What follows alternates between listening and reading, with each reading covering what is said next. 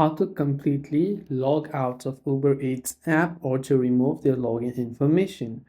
To remove the login info from Uber Eats and to log out completely, it is rather quite simple for us to do so. First of all, let's launch the Uber Eats app, and you can currently see that I'm logged into my account. So what I have to do from here is to tap the account icon located at the bottom right corner of the screen.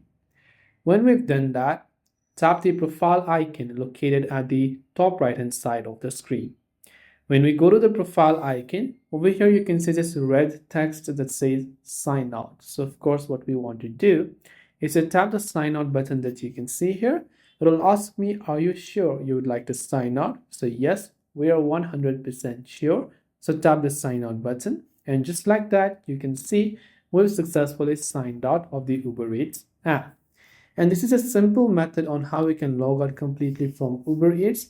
I hope the video helped you out, and if it did help you, do make sure to leave a like and hit the subscribe button. As always, thank you for watching till the very end of this tutorial, and see you soon in our next video.